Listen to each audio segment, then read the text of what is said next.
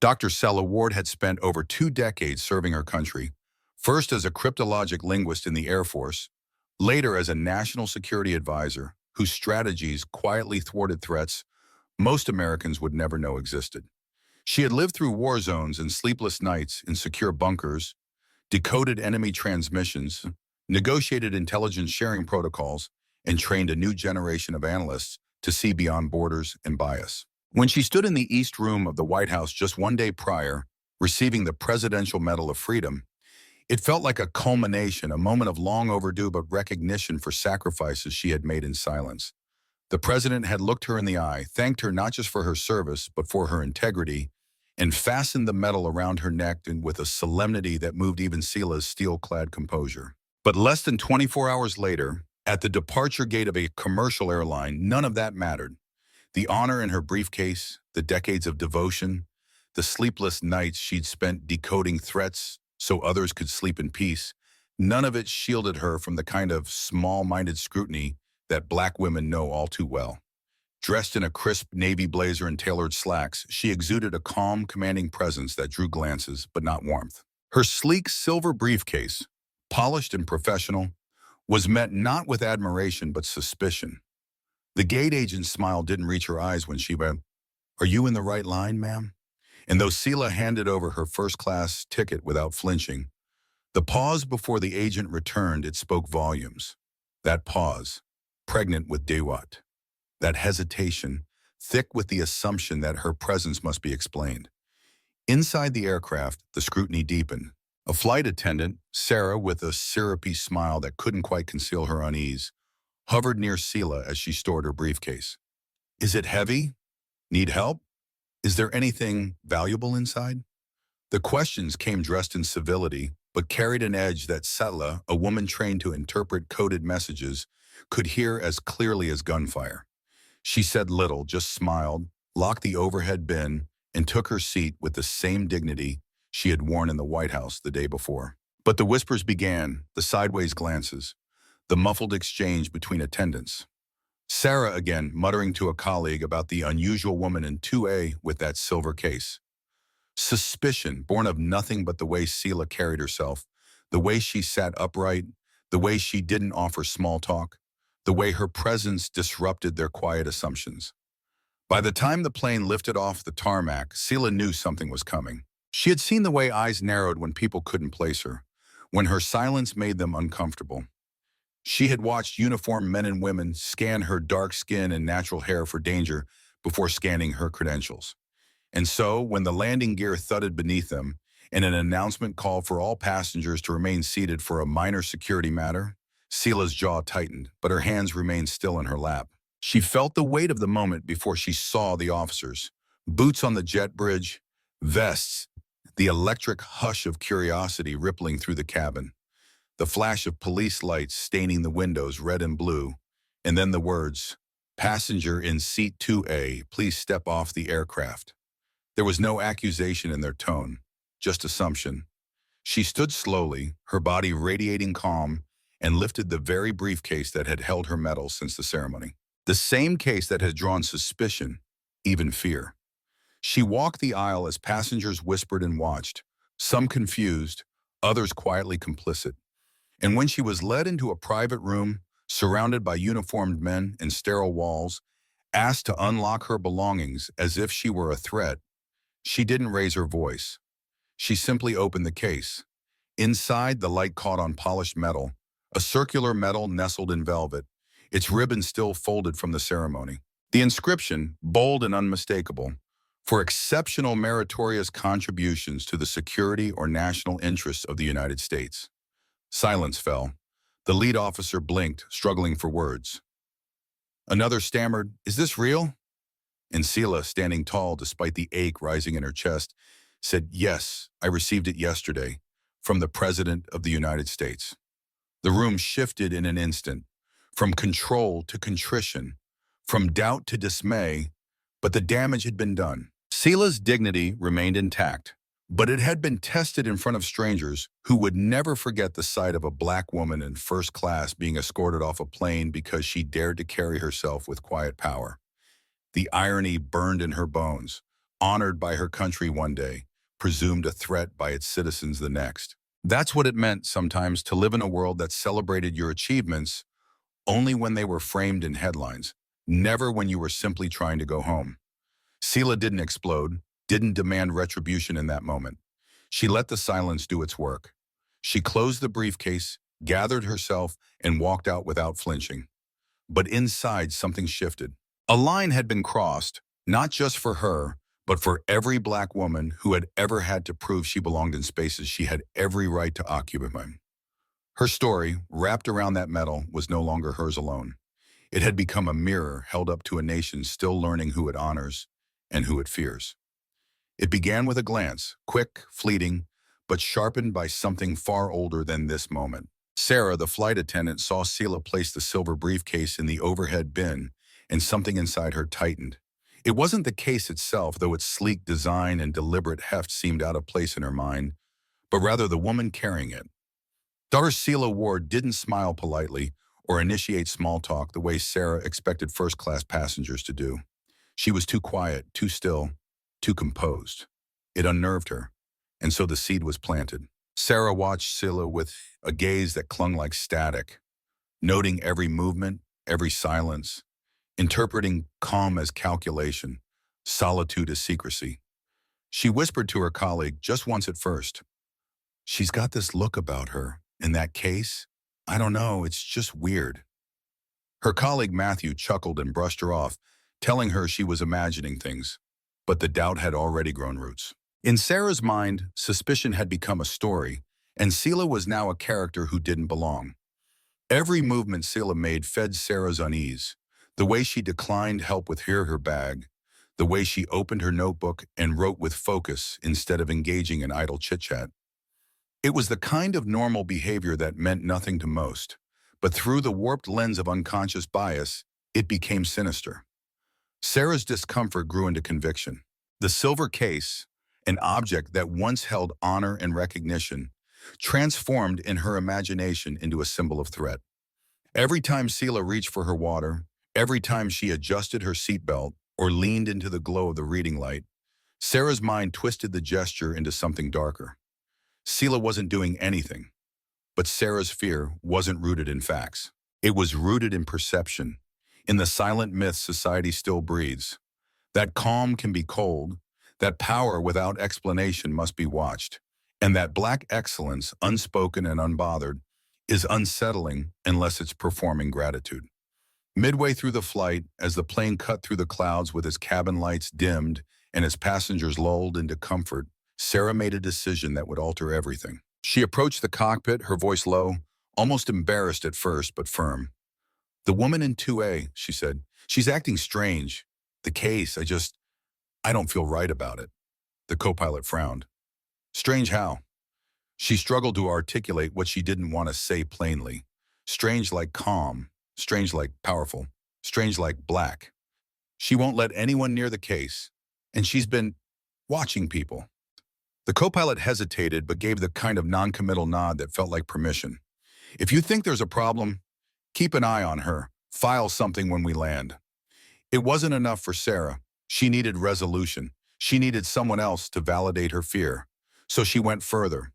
After failing to convince her colleague and quietly ignored by the cockpit crew, she placed a call from the rear of the plane, an unofficial report to airline security. She didn't mention Selah's name. She just said there was a woman in first class carrying a suspicious luggage. No aggressive behavior, no threat, just a gut feeling. That call, made in the dark quiet of midair, lit a fuse Selah didn't even know had been laid at her feet. Back in her seat, Selah scribbled a few final notes in her notebook, unaware that a storm was forming around her. Not of her own making, but one she'd be asked to weather with poise or be consumed by. The briefcase, locked, silent, containing the medal she had just earned, was no more suspicious than a violin case or a camera bag. But in the mind of someone looking for a threat, even silence could become a trigger. Selah's instincts tingled. She had lived too long in a world of shadows not to sense a shift in energy. She noticed Sarah lingering longer than necessary, the tightness in Matthew's polite smile, the way the co-pilot glanced her way during his cabin check. She felt it, the slow gathering weight of suspicion. And she knew, even without knowing the details, that something had begun, but she refused to shrink. She held her ground in the soft leather of her first-class seat, breathed evenly, and waited. What else was there to do? The plane began its descent, and with it, the air in the cabin thickened. Then came the announcement. We ask that all passengers remain seated as we handle a minor security matter. Thus Selah's breath caught, not in fear, but in confirmation. There it is, the consequences of someone's imagination, someone's fear dressed up as responsibility. When the plane touched down and the lights of Dulles International flashed through the windows, Selah braced for the next act. She was prepared. She had always been prepared, because women like her are raised to expect the unreasonable. The moment the officers stepped on board, clad in dark uniforms, hands near holsters, scanning the cabin with blank expressions, the whispers began. Eyes turned, phones tilted upward, and when her seat was called, passenger in 2A, Selah didn't ask why. She didn't flinch. She rose with the bearing of a general, took down her silver briefcase with grace, and walked the aisle like a runway of reckoning. Her posture spoke louder than panic ever could. They led her down the jet bridge and into a room built to handle threats, not heroes. She didn't shout. She didn't cry. She simply placed the briefcase on the table, opened it, and let the truth shine. Velvet-lined, golden, undeniable. A medal from the President of the United States. Her name engraved beneath words of freedom and honor. The silence that followed was cavernous. One officer stepped back. Another whispered, "We had no idea."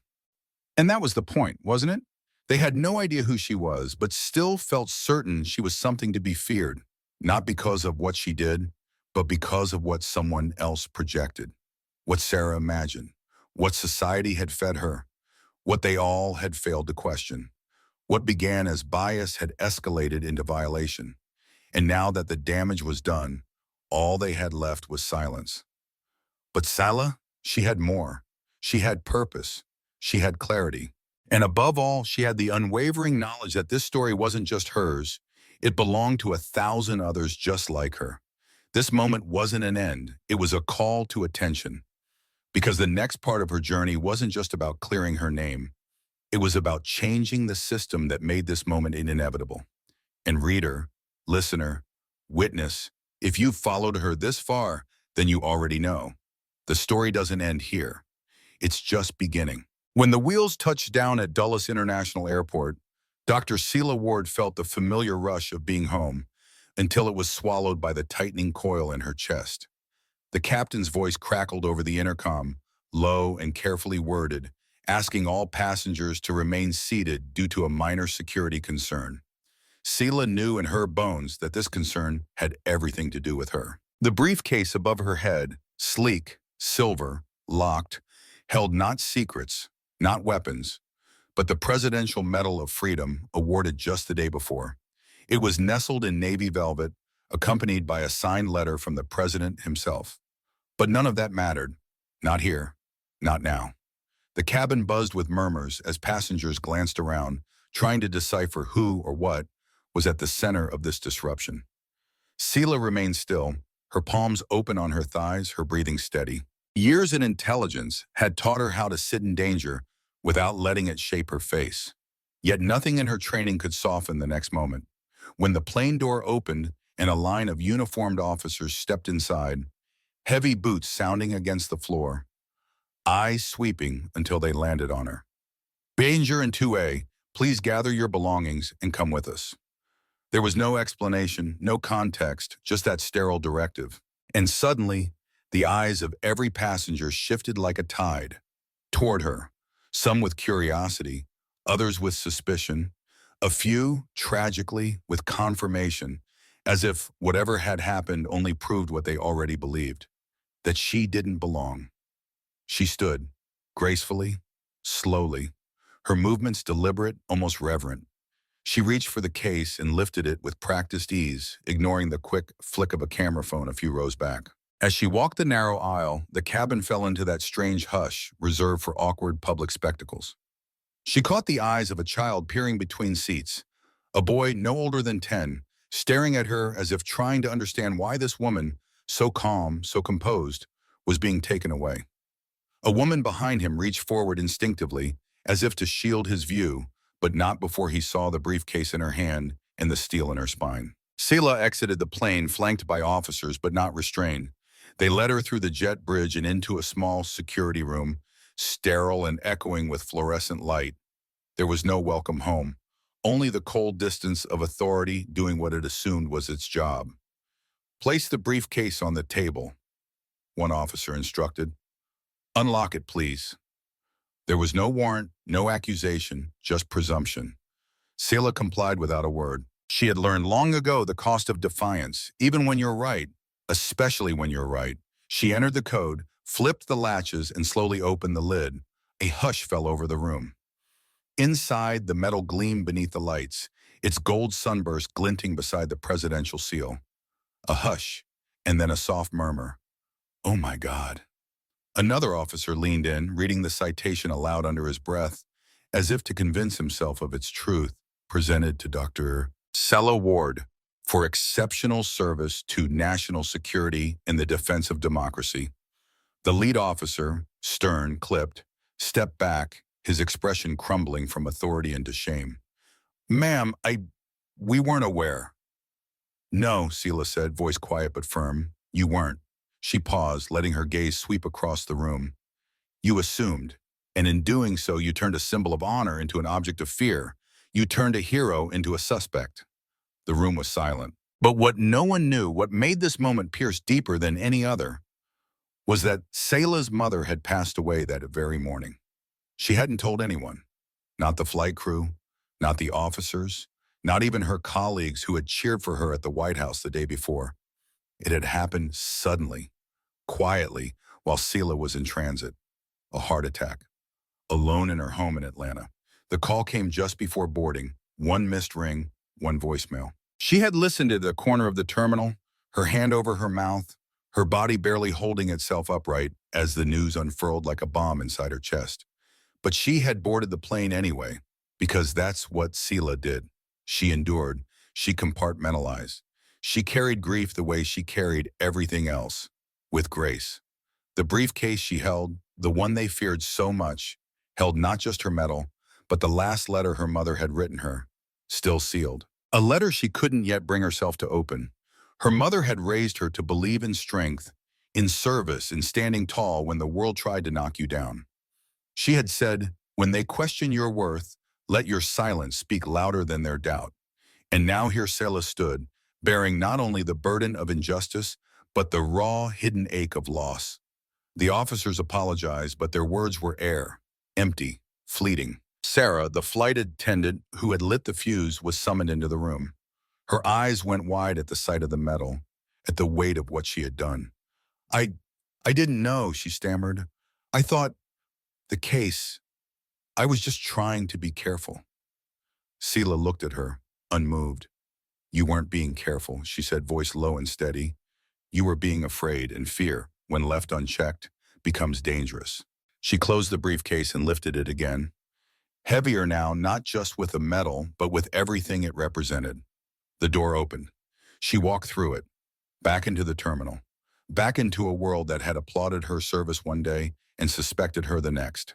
She didn't cry. Not yet. There would be time for that later. For now, she held her mother's letter close, unopened. And as she moved through the airport, past people who now looked at her differently, past those who had watched her shame unfold in real time, she felt the fire inside her begin to burn, not just with pain, but with purpose. Because what had happened in that room wasn't just wrong, it was common. And if it could happen to her, it could happen to anyone. And that she would not let stand. Dr. Selah Ward stood at the center of the airport security room, her silver briefcase still open on the table like a wound. The metal inside shimmered beneath the sterile fluorescent lights, a metal earned through decades of service in war zones and behind closed doors, for decoding the kind of secrets that protected millions, for saving lives without ceremony. And now, in the very nation she had defended, she stood under the scrutiny of men who had no idea who she was, except for the image they had created in their minds. A silent, poised black woman with a locked briefcase, flying alone in first class. Suspicion had pulled her from her seat, Bias had draped a target on her back. Yet Selah did not tremble. She did not raise her voice. Her anger did not break through her calm, not because it wasn't there, but because she had learned long ago that in rooms like this, dignity was her most powerful weapon. She watched the officers shift awkwardly as realization dawned.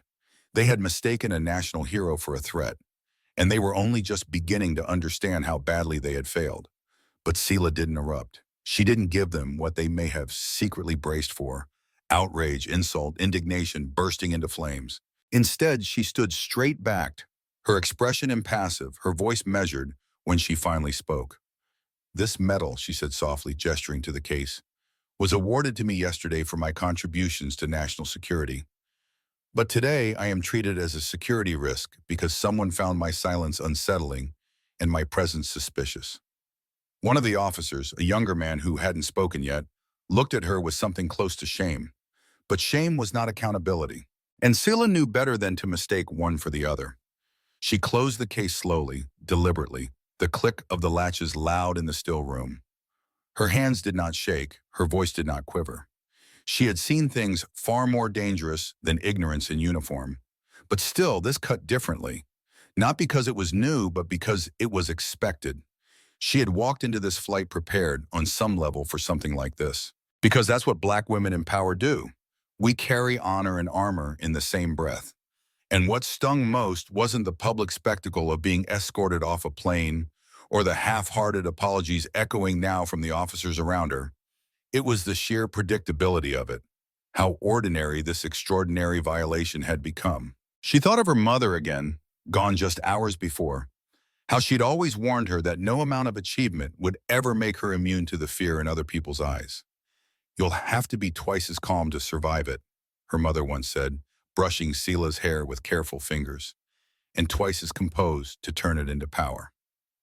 That memory, intimate and searing, wrapped around her spine like steel. And that was why she didn't shout. That was why when Sarah, the flight attendant who had lit this entire fire, stepped into the room, her face pale and trembling, Selah didn't scold or spit. She simply looked at her as one might look at a child who still didn't understand the damage they had caused. "You didn't ask questions," Selah said quietly, her gaze steady.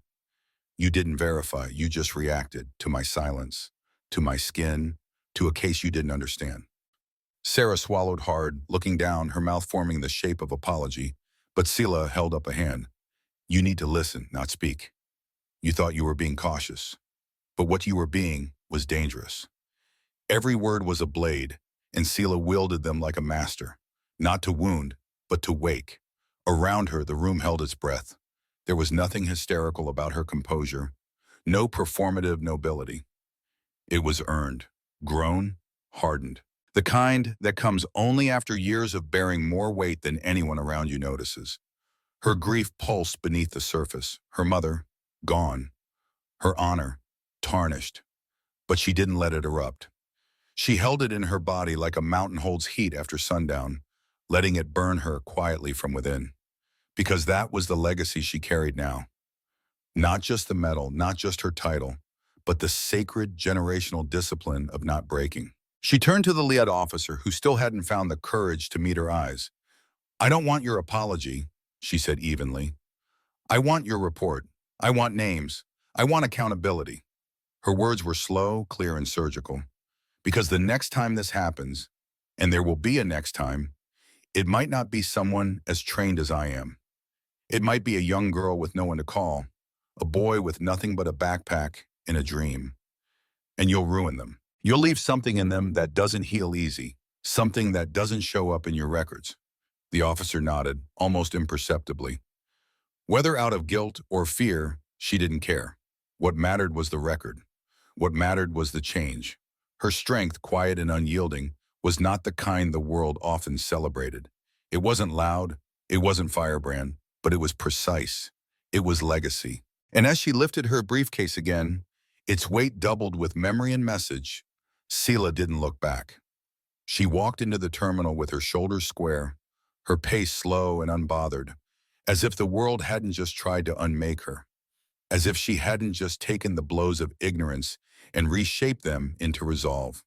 Because she knew the cameras would roll, The murmurs would spread, but none of that would define her. What defined her was the way she held herself together when it would have been easier to fall apart. What defined her was the way she made silence into speech, dignity into defiance, presence into power. And though they didn't know it yet, though none of them realized it as they watched her disappear into the crowd, this wasn't the end of the story, not even close. This was the origin of something far greater than them all. By the time Dr. Selah Ward walked into the headquarters of Global Wings Airlines, the adrenaline had faded, but the resolve had only sharpened. The building was sleek, steel and glass rising into the morning sky like a monument to efficiency, but Selah saw through its polish. To her, it looked like all the places she had been told to shrink in. All the rooms where someone like her, brilliant, strategic, poised, had been viewed first as a question mark before being accepted as a period. But she wasn't here to be accepted.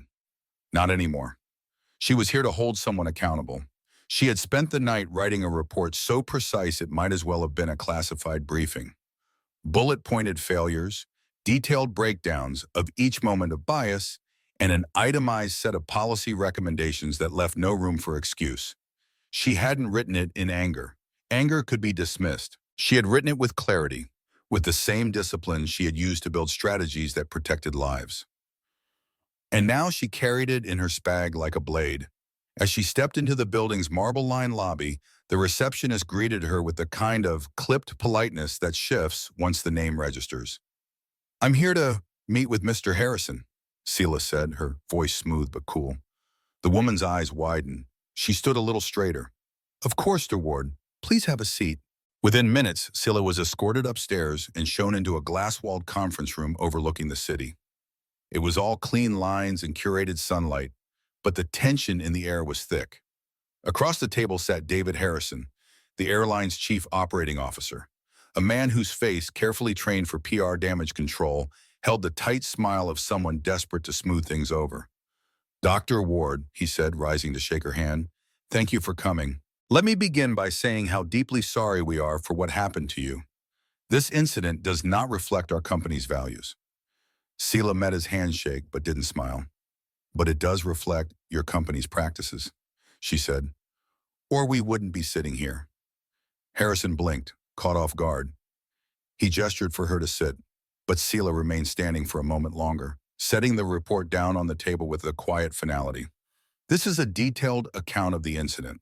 Names, timelines, security footage, timestamps.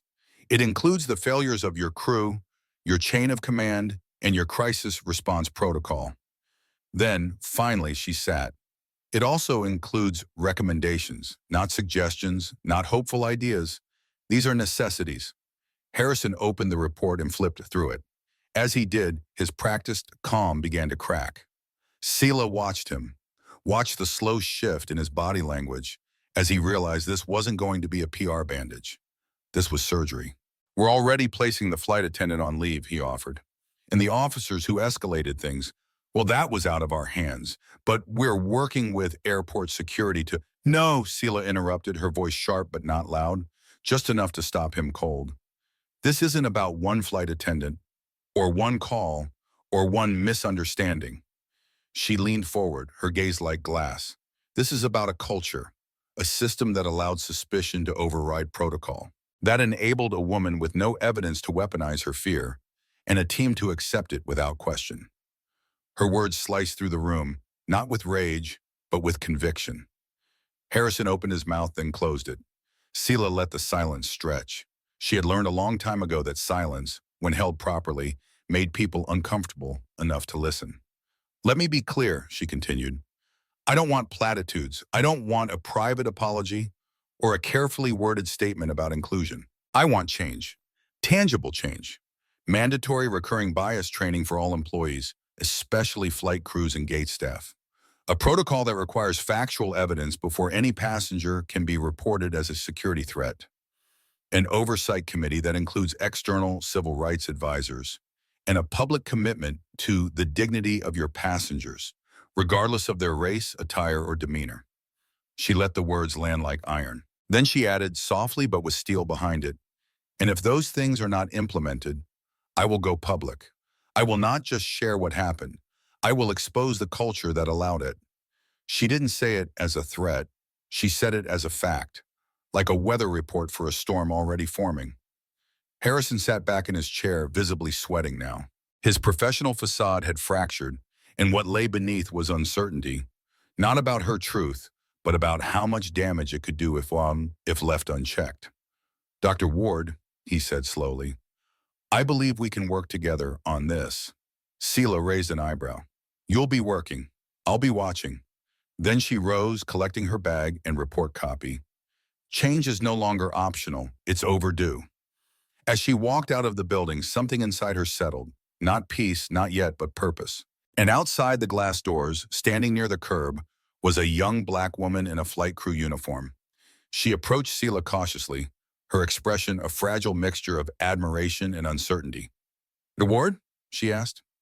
Selah turned, pausing. The woman swallowed, then said, I just wanted to say thank you.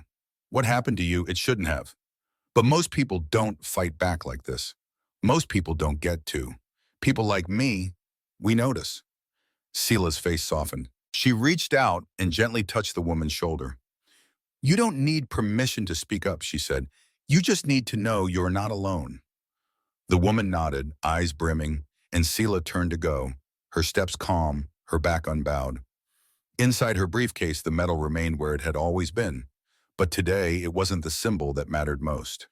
It was her voice, unshaken, undeniable, and finally impossible to ignore. It was 2 weeks after the incident when the call came.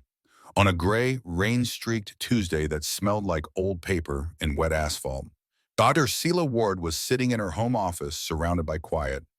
Her briefcase, the infamous silver one, rested unopened on the edge of her desk like a sentinel. She hadn't touched the metal inside since returning home. It was still there, nestled in velvet, the certificate still signed by the President of the United States. But she hadn't yet found the energy to celebrate. Something about what had happened at the airport, the officers, the looks on the passengers' faces, Sarah's wavering apology, it had dulled the shine of it. That moment had been meant for pride, for reflection. Instead, it had been hijacked by suspicion and humiliation. And yet, even through that, she had held her ground. She hadn't raised her voice, she hadn't stormed out. She had chosen precision, truth, and poise. And now, apparently, someone in Washington had noticed. The voice on the other end of the line was crisp, professional. Dr. Ward, this is Melissa from the Senator Charles Whitmore's office. The senator would like to meet with you regarding your recent experience with Global Wings Airlines. He read your report personally. He said it moved him. Selah blinked. Whitmore, she knew the name. Everyone in national security did. A senior senator, a towering presence in the civil rights arena, and one of the few voices in Congress who still spoke with moral clarity when the cameras weren't rolling. When? She asked. This afternoon, Melissa said gently. He made time. That was all Selah needed to hear. A few hours later, she found herself walking through the heavy doors of a Capitol Hill office that smelled faintly of wood polish and decades of debate. Senator Whitmore's suite was understated but warm, books lining the walls, a framed photo of him marching in Selma beside a picture of him holding his first grandchild. When he entered, he didn't greet her with politics. He greeted her like a man who had read every word of her report and felt the weight of it.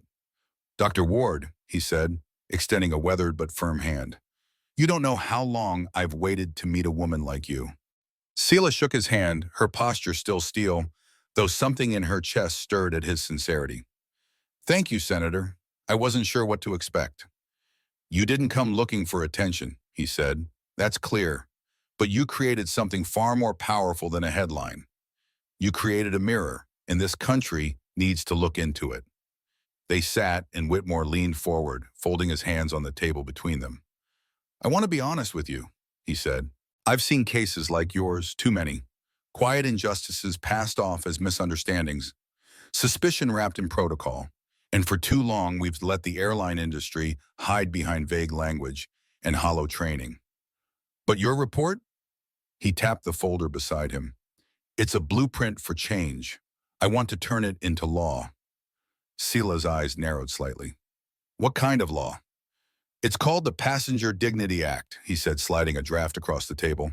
It would mandate comprehensive, ongoing bias training for all airline staff, establish a federal oversight committee to review discrimination claims, create real consequences, Not just suspension or sensitivity workshops, but accountability, investigations, transparency.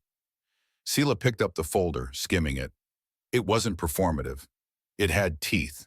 It was, for the first time in her experience, a policy response rooted in truth rather than optics. "This will rattle cages," she said quietly. Whitmore smiled. "Then let them rattle, but I need something from you." Selah looked up. "Your voice," he said, "your story, your testimony. When this bill hits committee, I want you to stand in front of the room and tell them what it's like to be honored by a nation one day and treated like a criminal the next." The request hit her like a slow-moving wave. She had spoken in war rooms and before intelligence panels. She had briefed the president himself, but this was different. This wasn't about analysis or recommendation. This was about her pain, her name, her body, her truth. "Senator," she began, her voice low, "I didn't fight to be seen. I fought to keep others safe. And now," he said, "you can do both." Selah closed the folder, her fingers resting on the bold title, "The Passenger Dignity Act." And slowly, deliberately, she nodded. "I'll testify." The hearing date was set. The nation began to pay attention. News of the legislation circulated. Some praised it, others scoffed. But Selah wasn't concerned with noise. She was preparing. The night before the hearing, she took out the briefcase at last. She opened it. The metal gleamed beneath the desk lamp, and next to it, still unopened, was her mother's final letter. Her throat tightened. She picked it up, hesitating, then opened it slowly.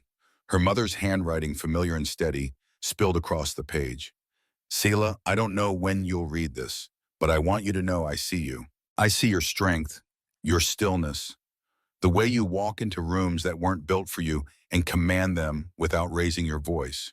You are the living answer to every prayer I ever whispered. Keep walking, keep speaking. You were born for this." Selah pressed the letter to her chest, not in grief, but in promise. The next day, in front of cameras, reporters, and lawmakers, she walked into the congressional hearing room with the weight of history behind her and the will to change its course. And if the world was still watching, this time, it would hear her. The hearing chamber was packed, row after row of press, aides, staffers, and spectators sitting upright in their chairs, a kind of charged stillness humming beneath the surface, as if the very air in the room knew something rare was about to unfold. The long wooden dais bore the nameplates of senators and representatives, and behind it loomed the seal of the United States Congress. And at the center of it all, seated at the witness table in a navy blue suit that reflected quiet authority, was Dr. Selah Ward. Her silver briefcase sat on the floor beside her, just as it had on the day of the incident, except this time it wasn't treated with suspicion.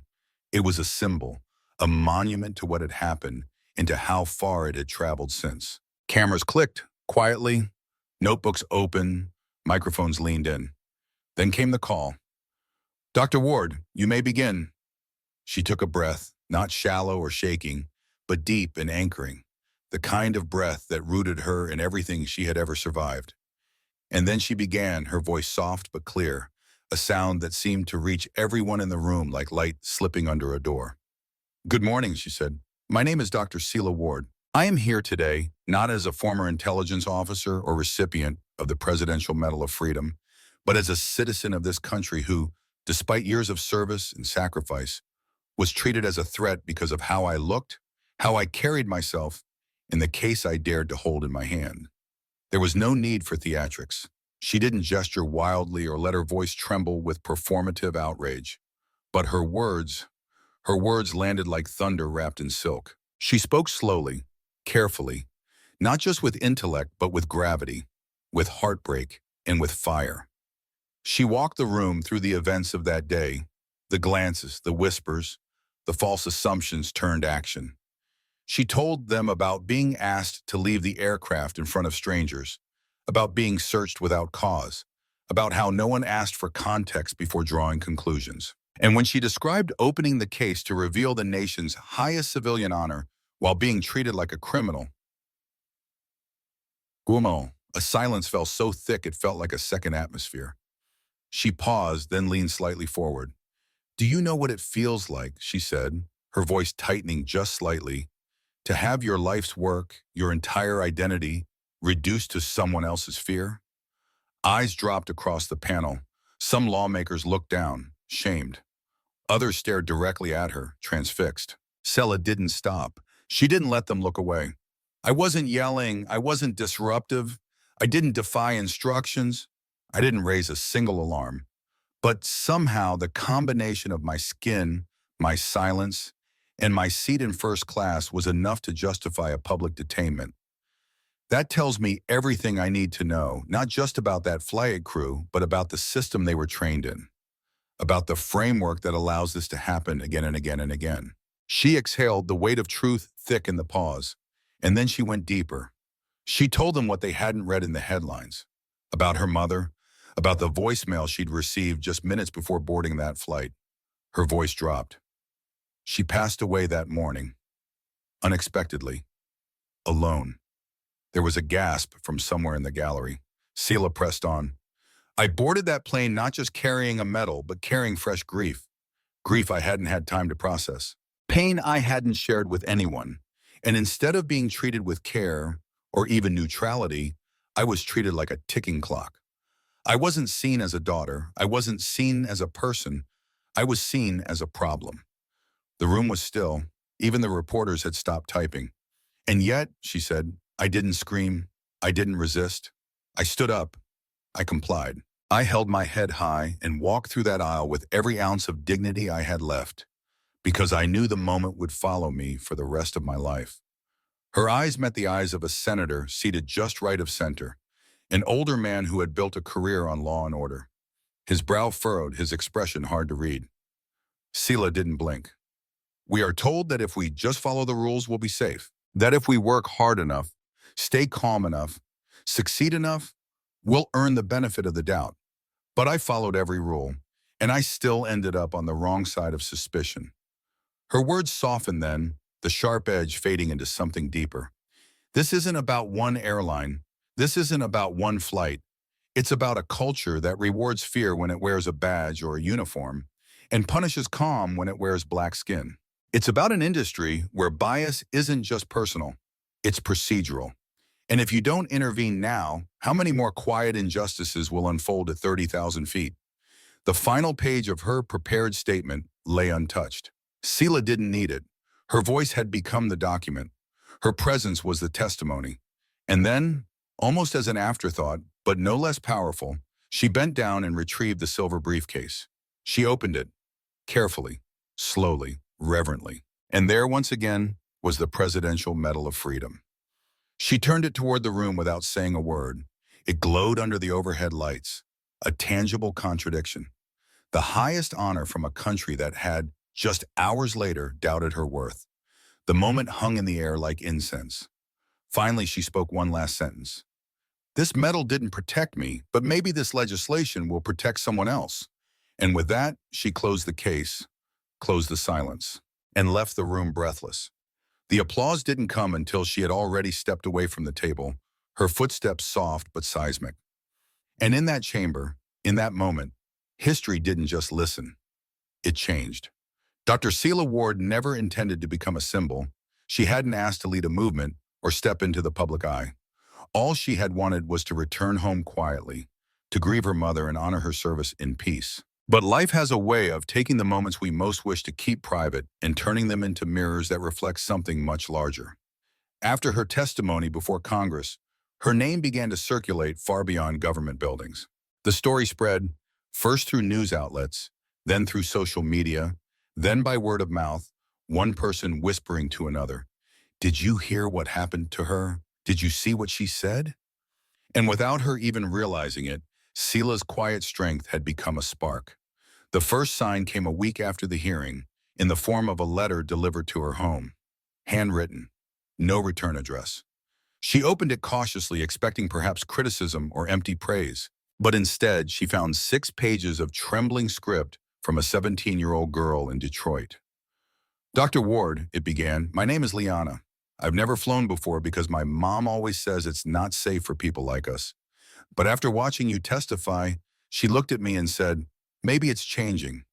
Maybe it's finally time to try." So we booked our first flight together. I was scared, but I brought a picture of you in my pocket, and every time someone looked at me like I didn't belong, I held it tighter, and we made it. We really made it.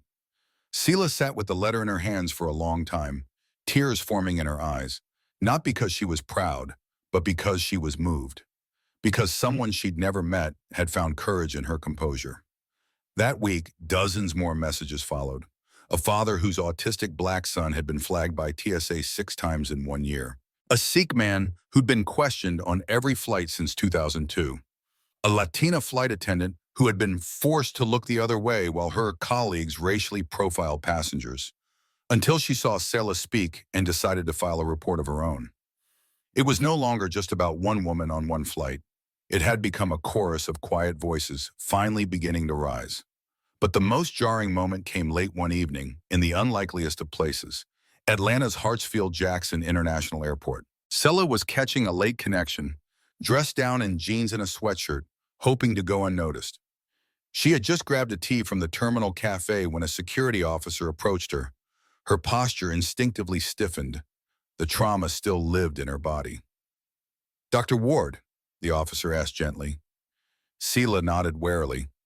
"I just wanted to say thank you." He looked no older than 30, and his voice wavered slightly as he continued. "My sister saw your hearing. She's a high school teacher in Memphis. She played it for her class, mostly black and brown kids. Afterward, one of her students came up to her crying, said it was the first time he'd ever seen someone who looked like his mom speak truth like that in front of all those powerful people and not get silenced." Selah's throat closed. She whispered a quiet thank you and stepped away, her tea untouched. She made it into a quiet corner of the terminal before the tears came, slow, silent, and hot. Not just for the pain she had carried, but for the healing it was starting to create, for the young boy in that classroom who now believed his voice might matter, for his mother who perhaps walked through her world a little taller the next day, and for every person who had watched her walk down that airplane aisle, carrying not just a briefcase, but 1,000 quiet reckonings. As the weeks passed, grassroots efforts began to grow, some spontaneous, others organized. A group of travelers in Baltimore formed a support collective called Flying Fair, helping document and report discriminatory incidents in real time. A union of airline staffers launched a petition demanding mandatory bias and dignity training, citing Selah's experience as a case study. Civil rights organizations partnered with aviation workers to host town halls on racial equity in transit hubs. And through it all, Selah received invitation after invitation to speak to high schools, colleges, veterans groups, churches, advocacy panels. Most she declined. She wasn't seeking fame. She was seeking change.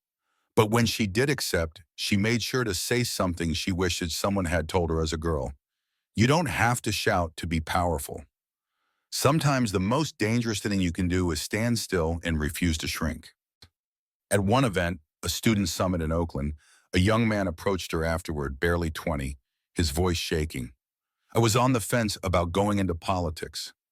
I didn't think there was room for someone like me, but the way you sat in that chamber, the way you didn't flinch, I saw myself in that, and I think I'm going to run for city council next year." Selah didn't say much, just nodded. But later that night, she journaled about him, about Liana, about the boy in the classroom. And she realized something profound. Her pain had become a platform. Her silence, a microphone. Her humiliation, a turning point not just for policy, but for people. And still the work continued. There were attacks, of course, online trolls, industry insiders who said she'd exaggerated, politicized, embarrassed the airline for personal gain. She received hate mail. She was called overdramatic, emotional, angry, as if dignity came without fire, as if grace couldn't also be righteous. But she let it slide off her like rain on armor, because she had learned something no criticism could erase. Change never starts loud. It starts small, in hallways, in classrooms, in corners of crowded airports. And then it echoes. And that echo at last was growing, not because of her alone, but because she had spoken a truth others had been choking on for decades. And finally, they were breathing again. The chamber was silent but electric. a pressure in the air that made every breath feel heavier than the last. As the House of Representatives prepared to vote, Dr. Selah Ward sat high in the gallery, her hands clasped together tightly in her lap, knuckles white from the strain. Below her, the floor bustled with movement, congressional aides rushing papers from desk to desk, lawmakers conferring in low tones, the murmur of politics doing what it always did, calculating. The vote on the Passenger Dignity Act was minutes away, and Selah, once escorted off a plane in silence, once doubted for carrying a silver case containing honor instead of harm, was now at the heart of legislation that could change the course of an entire industry. But nothing about this moment felt guaranteed. The vote was razor thin. Corporate lobbyists had fought hard behind the scenes, whispering warnings about pisht, disruption, inconvenience. Some lawmakers feared backlash. Others feared the truth. And Selah, for all her composure, could feel every fragile thread of hope holding together this moment. She stared straight ahead, unmoving, trying to control the shaking in her chest. It was the kind of trembling that didn't show on the outside but lived in the marrow. It came from knowing that she was once again suspended between being heard and being ignored, between justice and justification. Her mother would have told her to pray, and in her own way she did, quietly, fiercely, not for the outcome but for the strength to face whatever came next. Clerk will begin the roll call, the speaker announced. Selah didn't breathe. The names began. Adams, yeah. Aguilar, yeah. Allen, nay. Each yea lit a small flame of hope in her chest, each nay a cold whisper. She began to count, not aloud but inwardly, ticking off the running total like beads on a wire. The room leaned forward with her. Senator Charles Whitmore was seated below, his eyes locked on the board that would soon light up with the numbers that defined everything they had fought for. Every town hall, every strategy session, every story shared, every testimony delivered beneath harsh fluorescent lights, with nothing but truth and trembling in the speaker's voice. The numbers climbed. 213. Please, Selah thought, her palms pressing together tighter. Let them see it. Let them see us. Her stomach dropped. And then, Taylor, yeah. 15. The chamber shifted. People looked up. Selah didn't allow herself to feel anything. Not yet. The margin was still too thin. Thompson, yay. 216. One vote away. Everything inside her slowed. The final name was called. Waters, yay. The room exploded. A chorus of voices, gasps, hands slapping desks, cheers rising like thunder over the marble and wood of the Capitol. The tally flashed across the board. 217, 214. The Passenger Dignity Act had passed. Selah's vision blurred. It took a moment before she realized she was crying. Tears warm and slow down her face. Not from joy, not exactly, but from release. From the unspeakable tension, finally exhaled, and after weeks, years of holding it in. She stood slowly, her hands trembling now in full view, and the gallery around her erupted in applause. Not polite clapping, not performative congratulations, but something real, raw, a sound that rose with her, for what it had taken to bring them here. Whitmore turned from the floor and looked up at her, smiling with quiet triumph. He raised a hand in a small salute, not of command, but of deep respect. Selah nodded, returning it with a look that said, "We did it, but this is only the beginning." The moment rippled far beyond the room. News alerts blasted across the country. Headlines poured in. Bill to combat discrimination in air travel passes in narrow vote. Social media lit up with celebrations, personal stories, and photos of Selah standing in the gallery, hand over her mouth, tears in her eyes, metal just barely visible beneath her blazer. But the most unexpected moment came 2 days later. Selah was back in Washington, sitting in her small, sunlit kitchen with a cup of tea she hadn't touched, trying to sift through the whirlwind when the call came. "Caller Ward," said a voice from the Office of Transportation Secretary. "I'm pleased to inform you that the President would like to appoint you to lead the newly formed Civil Aviation Equity Commission." She didn't speak at first. "Dr. Ward?" the voice repeated gently. "I'm here," she said. "I just need a moment."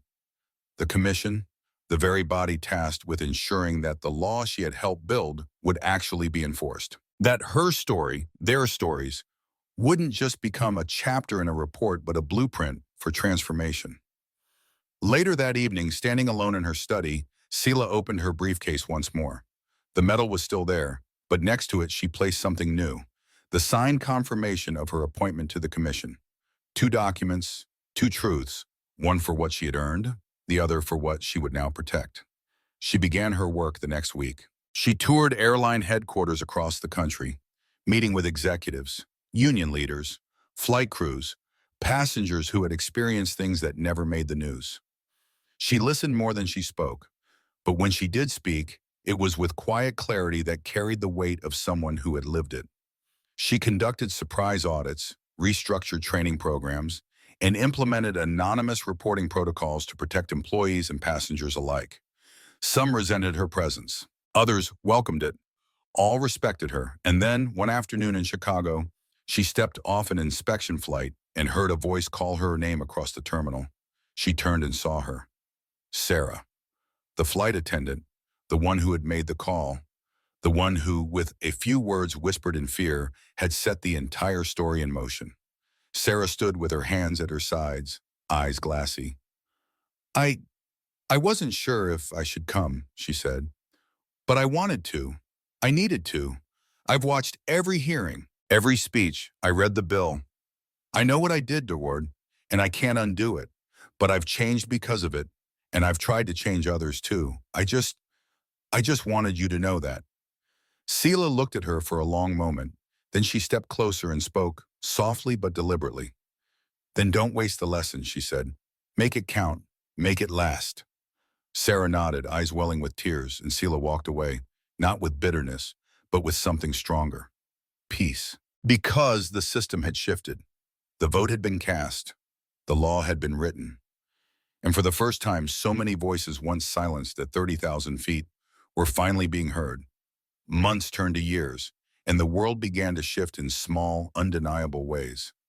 The Passenger Dignity Act, once a slim hope pressed between folded hands and trembling breath, was now federal law, etched into policy, implemented in procedure, and felt in the daily rhythms of air travel across the nation. And at the helm of that change, steady as ever, stood Dr. Selah Ward. She moved through airports differently now, not with the guarded caution of someone expecting suspicion, but with the quiet gravity of someone who had transformed it. Her name had become synonymous with more than a single event. It had become a benchmark for justice, for dignity, for the quiet kind of strength that does not break under pressure, but bends the world towards something better. Children now read about her in civics class. Training manuals for airline staff began with a chapter called The Ward Standard. At industry conferences, leaders no longer spoke in vague terms about diversity. They talked about accountability, about equity as a structure, not just a statement. But Selah didn't chase the spotlight. She gave lectures only when it mattered. She declined interviews unless they helped others tell their own stories. And she never once framed herself as a hero. I was just one woman with a suitcase, she often said. But it was what that suitcase carried and what that moment revealed that changed everything. Yet for all the sweeping reform, the part that moved Selah most deeply were the letters, still arriving, still handwritten. A new mother writing from Omaha who said she cried after seeing Selah on television because for the first time, her daughter had seen a Black woman stand tall in front of power and not flinch. A high school teacher in rural Mississippi who built an entire semester around case studies of modern civil rights leadership and began the first day with Selah's hearing. A TSA agent in Newark who now carried a laminated card in his wallet with 4 questions he asked himself before approaching a passenger, modeled after her testimony. And then, the quiet victories. The ones no one photographed, like the young Black woman in Sacramento who boarded a first-class flight and received a smile instead of a challenge, or the elder man in a turban who cleared TSA with dignity because someone behind the counter had heard Selah speak and decided to see first, not fear first. These were the moments that Selah carried with her. Not the applause, not the headlines, but the lives made lighter because someone, somewhere had chosen to look again and do better. Her commission, once doubted, now stood as a model for what public oversight could look like when it was built with intention and integrity. She led with collaboration, not ego. She demanded excellence, not excuses. And under her watch, the culture within aviation began to change, not because people feared punishment, but because they were finally given the tools, the training, and the truth to do better. One winter afternoon, as snow dusted the windows of her DC office, Selah sat alone at her desk reviewing a quarterly report. The room was quiet, save for the soft ticking of the clock. She paused and opened the drawer to her right. Inside was the silver briefcase, the same one, still gleaming, still locked. She opened it gently. The metal was there, of course. But next to it now were dozens of small notes, folded and worn from handling.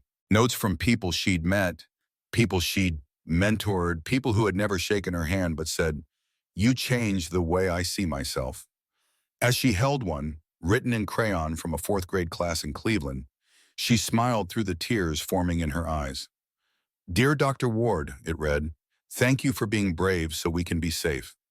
When I grow up, I want to carry a suitcase like yours." That night, walking home through the quiet city streets, Selah looked up at the Capitol dome glowing in the distance.